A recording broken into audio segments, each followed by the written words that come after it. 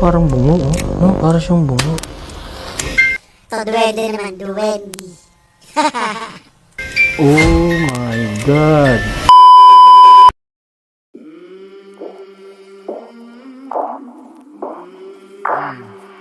I came from the mud. There's dirt on my hands.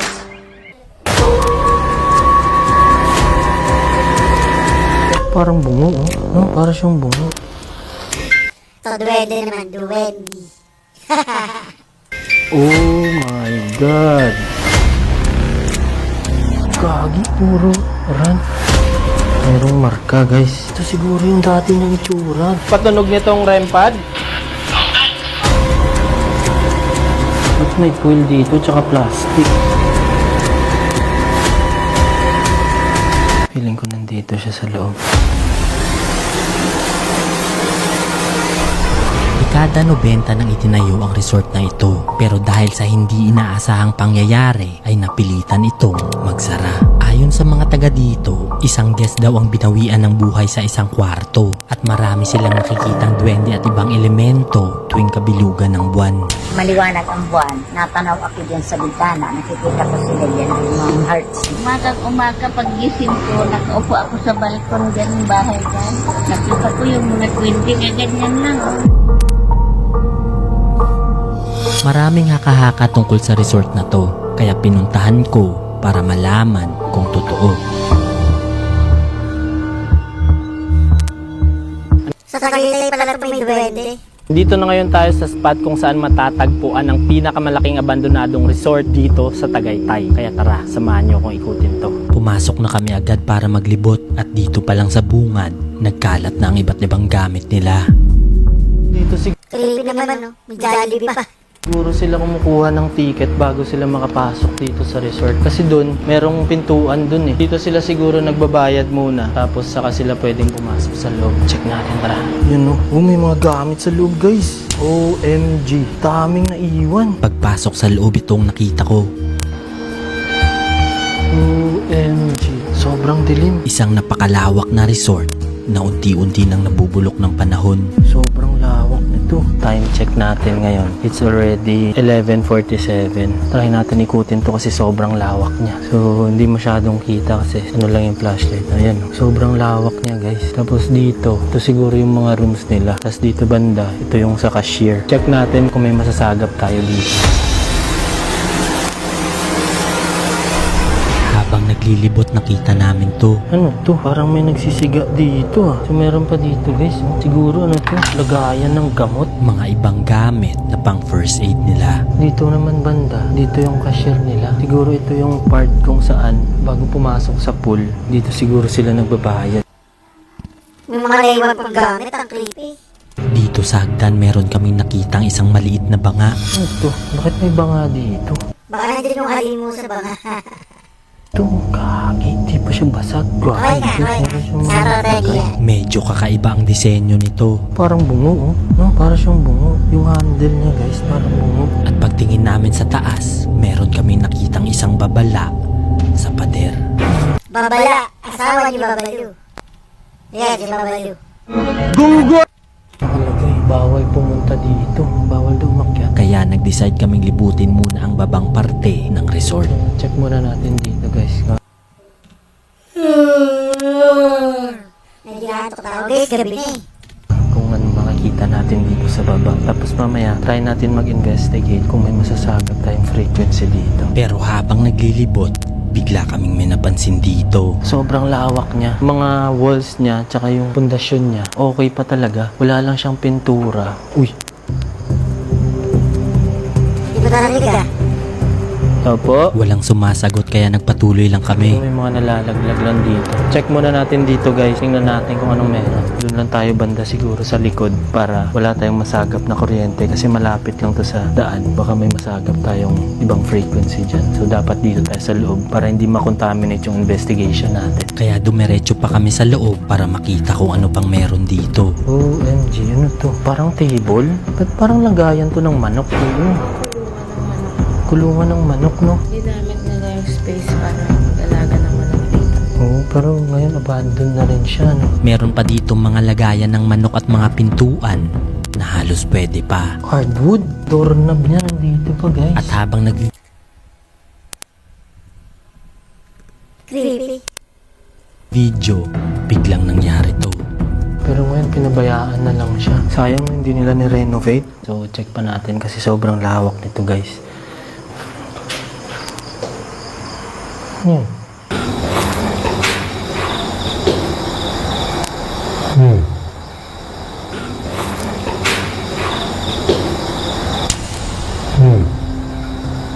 Nanggagaling ito sa mga damo pero hinayaan lang namin. Baka may mga pusa lang sa paligid pero nabigla kami sa sumunod na aming nadiskubre. Tara. Yun. Ayan. Tiyang-gala. Foil. Ayan, no? Aluminum foil. MG. Ba't may foil dito tsaka plastic? Parang ito din yung nakita natin sa dating resort, eh, no? Bakit may mga foil dito? Kaya nagmadali na kaming maglibot dahil baka hindi elemento o espiritu ang makakasalubong namin dito. Grabing lawak yan, guys. So mamaya puntahan natin yan. Kasi meron dun parang cottage. Yun sa kabila. Tapos dito, siguro baka parking lot to. Siguro duyan to, no? Eh, hindi. Para na siyang tela na ano, tinali-tali. Yun, no? Habang tinititigan ko ito, bigla kaming may narinig na tunog. Gagi. Ring mo? Yung banda sa pool. Flashlight. Tao po. Wala kaming makitang tao kaya iniisip namin na baka bitak-bitak lang ito ng mga semento. May mga tumutunog dito. So, hindi ko alam kung mga nalalaglag to na parte ng pader. Pero, ano siya eh. Okay pa siya eh. Ayan, baka dyan galing yung mga bitak-bitak siguro. No, tara check natin kung meron dyan. Nahin muna natin dito, guys. Kasi dito galing yung tunog. So, check natin kung ano meron. Ayan o. Ayun mo. Tara. Hindi nawawala kaya pinuntahan namin para tingnan kung saan nanggagaling ang tunog. Dami mga naiwan na gamit. Parang iwan Yung mga niya, kahoy niya. Hindi ko sure kung naririnig dito, guys. Kasi dito banda sa amin, maingay yung mga umadaan. Pero hindi ko sure kung sasagat dito. Ayan. Yan. Tao po. Lilipat na dapat kami nang bigla kaming may nakitang litrato. Oh my God. Picture? Wow, ito siguro yung dati niyang itsura, guys. Oo nga, no. Gaging ganda. Yan siya. Mapapaisip ka na lang talaga kung anong mararamdaman ng mga dating pumupunta dito pag nakita nila ang sitwasyon nito ngayon. So, check natin dito. Time check tayo. So, time check. Kaya pala, alas 12 na ng gabi, guys. At sa aming paglilibot, meron kaming nakitang mga bakas sa pader. No, ganun din. OMG. Ano ba kasi yan? Yan, mayroong marka, guys. Kulay pula ang mga ito at hindi kami sigurado kung saan ito nanggaling. Ipon dito. Pero dyan lang siya banda, no? Check pa natin dun, guys. So, dito, halos puro lang mga dito, guys. Yung mga kahoy na sira-sira. Yung mga pinto, nandito din. Pero, check natin dito banda kung ano mahanap natin dito sa mga cottage na to. Pagdating sa gitna, natagpuan namin ang pool nila. OMG. Kagi, nandito yung pool. Laki. Pero wala na itong tubig at puno na ng basura. Meron pa mga naiwang bola dito, guys. Mga bubog. Busag na to mga bote. Yung iba dito. Mga inumin, soft drinks. Iniwan lang dito, guys. Ito po, nagkalat dito. Sa harap lang ng pool, nandito na yung mga maliliit na cottage nila. Pero wala na rin siyang bubong. Yan yung makikita nyo dyan. Puro na lang siya mga haligi. Yun na naiwan. Tsaka yung ibang pader, bagsak na. Tapos dito, yung harap nito, sobrang lawak niya, guys. Kaso, napapalibutan na ng gubat. Tapos dito, matataas na yung damo. So, medyo delikado din kasi baka may mga ahas na dito. Kaya umakyat na agad kami para libutin ang taas na bahagi ng resort. Check natin kung ano meron dito. Tara. Yan, bawal daw pumunta dito. So, hindi ko alam kung para saan yung babalang yun. At habang paakyat, may nakita kami nakakakilabot na mga mensahe. Dito din, meron din run. Bakit? OMG. Gagi, puro run. Lagay, alis. What the heck? Para saan kayong babalang to? Tao po? Oh my God. Guys, dito medyo na. Matayo na yung balahibo ko. Oh my God. Yun yung sobrang dami. Puro run. Oh, ito siguro yung mga rooms nila dito, guys, pag nag-overnight. OMG. Bakit ganito to dito? Ganyan yung nakalagay. Gagi, ang creepy ng mga nakasulat dito, guys. Parang may babala na may something dito. OMG. Dito meron din, guys. Yan, oh. Oh my God, ba't ganyan yan? Sira-sira na ang mga parte nito at nabibitak na rin ang mga semento. Sira-sira na. Check natin dito sa ibang rooms, guys. Kung ano yung mahanap natin dito. Oh, kagi, sobrang lawak niya, guys. Yan, oh. Pero empty na siya. Dito yung siguro yung banyo. Pero wala na siyang laman kasi hindi pa na-finishing yung mga pader niya. Puro palang hollow block. So siguro hindi to natapos yung part na to. Kaging lawak. Tara, check pa natin dito sa kabila. Pero meron pa to, guys, likod. Try natin dun mamaya kung may masasagap tayong frequency or kung meron tayong maramdaman dun na something nakakaiba. Tara. Sira-sira na rin ang katabi nitong kwarto pero matatanaw mo dito ang buong resort. Empty na rin siya, guys. Tapos dito sa kabila, matatanaw mo dito yung mga, yan, meron dyan sa likod. So, part pa yan ng resort. Tapos dito, guys, matatanaw mo na dito yung buong area. Dyan yung pool, tsaka nandun yung mga parking. Pero try muna natin puntahan to kung anong meron dito. Kasi meron malaking cottage. Siguro ito pang family to. So, check natin. Kaso medyo masukal na dyan kasi maraming puno. Tara. Kaya bumaba na agad kami para tingnan ang likod na bahagi ng resort. Pero papasok pa lang kami, hindi ko na mapigilan ang kilabot na aking nararamdaman. Pero medyo creepy dito. Matay balahibo ko. May mga naiwan pang damit dito. Tao. Dan, dito may mga damit. Yan, oh. May mga naiwang damit, guys. At nang dumiretso pa kami sa likod, mas lalong lumala. Ang galing mag-explore ito. Sino pangalan itong YouTuber na to?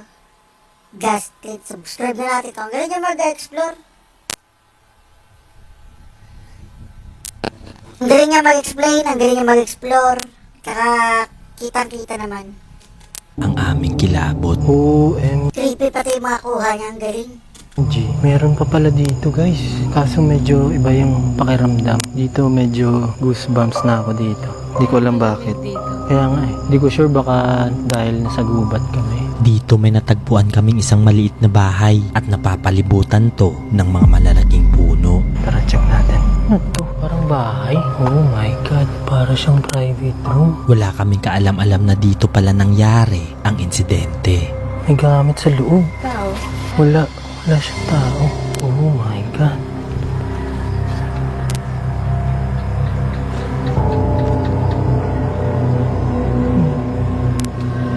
At pagpasok sa loob, ito ang bumungad sa amin. Ang creepy. Ang creepy naman yan. Habang nagvi-video, bigla akong may napansin dito. Grabe, ang daming gamit dito, guys. Mga parte ng kotse. Opo. Parang may puti. Ano yan? Ito yung flashlight. May naaninag kaming puti sa dulo at hindi kami sigurado kung ano ito. Gusto yung flashlight namin. Wait lang. Matayo na yung balahibo ko. Ano yan? Sa unang tingin, akalain mo talagang tao ito. So dito, guys, meron pa mga parte ng kotse. Mga spoiler, mga mating niya nandito pa. Pati yung tapaludo ng motor nandito din. Tapos dito, meron dito para sa golf. Gagi, mukhang okay pa to. Meron pang mga mamahaling gamit dito pero magtataka ka talaga dahil walang ni isa ang nagtangkang kumuha. Gagi. Tapos dito sa likod, gubat na rin. At pagpasok namin sa kwarto, ito ang tumambad sa amin. Meron dito mga gamit, guys. Higaan. Pero hindi ko sure bakit dito medyo malamig. Malamig sa part na to, no? Tsaka nakakakilabot sa parting to. Wala naman nakakapasok na hangin dito. Yan, kung makikita nyo, wala namang hangin. Pero malamig siya, guys. Hindi ko sure baka sa insulator lang or what. Tapos ito yung higaan nila, oh. Sobrang luma na. Naiwan din dito ang ibang personal na gamit nila. Shades, lanyard, toothbrush. Ang daming shades. Kaya nga eh. Tapos dito sa kabila, ang daming gloves. Oh my God. Bakit may mga gloves? Medyo creepy dito kasi gubat na tong sa likod namin. Yan na. Tapos, ano yan? Kaking laki ng puno. Balete ata yung nasa likod. Kaya nag-decide kami na dito na mag-imbestiga kung meron kaming masasagap na kakaiba. So yun, guys, dito medyo kakaiba. Ang creepy ng mga Try natin natin yun. mag-investigate dito. May mga tumutunog. Try natin dito kung ano yung masasagap natin dito sa loob. Kasi dito medyo malamig eh. Gamitin natin tong music box, tapos meron tayong dead bell, tsaka REM pad. Try natin dito kung meron tayong masasagap. Kaya sinetap ko na agad ang mga gamit at pagkatapos ko tong ilagay sa pwesto, nagsimula na agad kami. So yun guys, sinetup na natin yung tatlong gadget. So nandito yung dead bell, yung music box, tsaka nandun yung REM pad. So ngayon simulan na natin if meron dito. Tara, ready ka na? Magsisimula pa lang kami, ito agad ang nangyari. Tumunog agad.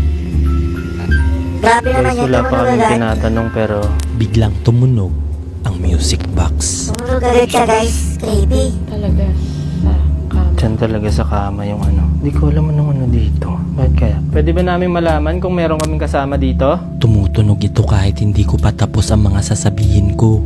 Pwede niyong patunogin tong mga gadgets. Oh my God.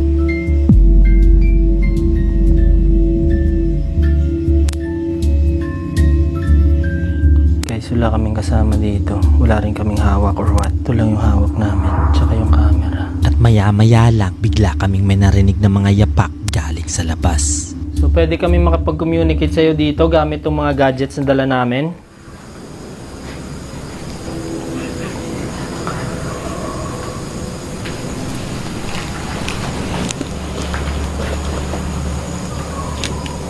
Rinig mo? Feeling ko nandito siya sa loob.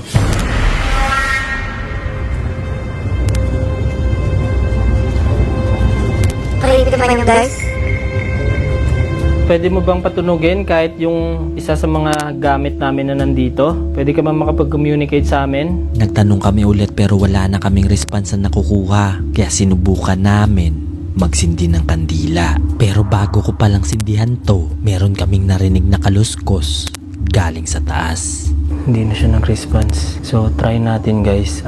Mag-candle lighting tayo dito. Try natin magsindi ng kandila. Subukan natin kung may... Ayun o. Rinig mo? Ikaw ba yung nagpatunog dito sa bubong? Okay, sige. Try natin magsindi ng kandila. Malayo kami sa music box guys, tsaka sa dead bell. So, check natin. Dito sinubukan ko ulit magtanong. Nakikita mo ba yung liwanag na to? Kung nandito ka, pwede mong gamitin yung REM pad or yung dead bell. Try mong patunugin. Dito ka ba? Ikaw ba yung nakatira dito sa bahay na to? Dito ka ba namatay? Pwede mo bang patunugin to? Yung mga gadgets, nandito ka ba ngayon? Ikaw ba yung namatay dito? At maya-maya lang, Ikaw ba yung nakatira dito sa bahay na to? biglang tumunog ang REM pad. Creepy. Bigla tumunog. Kung tumunog siya, meron din dito sa taas. Kaya sinubukan ko agad ang spirit box. So, try natin yung spirit box guys. Kasi medyo mahirap mag-communicate kung gadgets lang gamit. So, mas okay na may makuha tayong answer dito. Kakatakot. Sagot, Pwede ba namin malaman kung ilan yung spirito na kasama namin dito ngayon?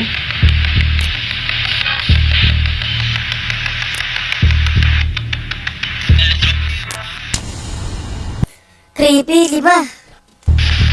5? at nang tinanong ko kung sila ang nakatira dito, Kayo ba ang mga nakatira dito sa bahay?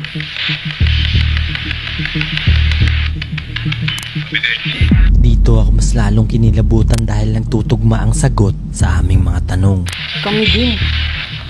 Klarong-klaro yun. Narinig mo?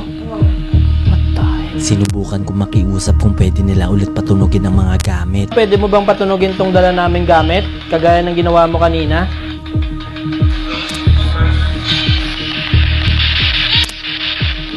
Yes. So, pwede ka pumili dyan sa tatlo kung anong pwede mong patunugin. Pwede mong patunugin. Yes.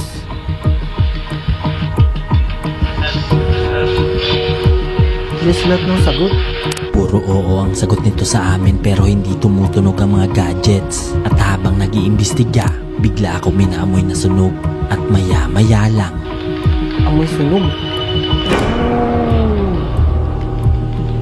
Tumutunog siya. at nang kumpirmahin ko to, Ikaw ba yung nagpatunog nitong REM pad?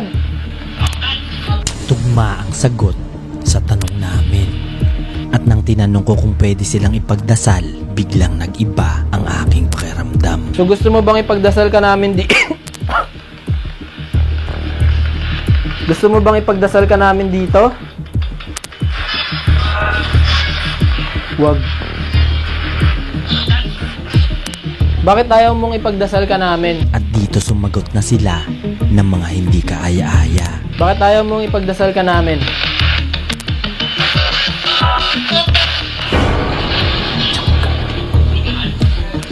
Nagmumura. At nang tinanong ko kung elemento ito o espiritu, Elemento ba kayo o espiritu?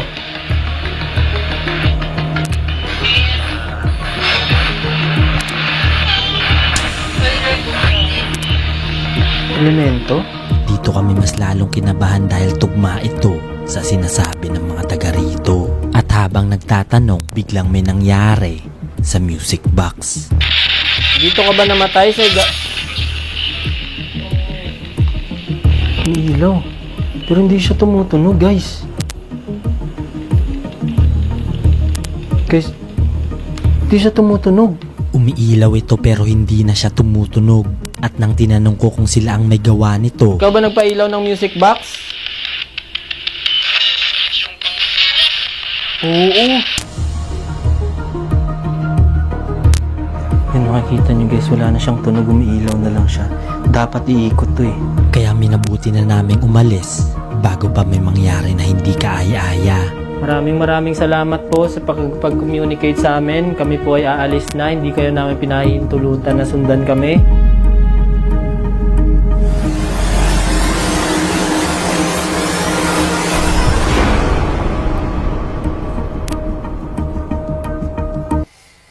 Grabe, ang creepy pag elemento. Mas creepy sa multo. O, yun nga pala guys. Maraming salamat sa lahat ng nanood ngayong gabi. At mga patuloy na pag-angat ng channel natin. At yun nga, pag naka 100,000 views, 100,000 subscribers tayo, magtatanggal tayo ng voice changer. Adios mga pre. Good night.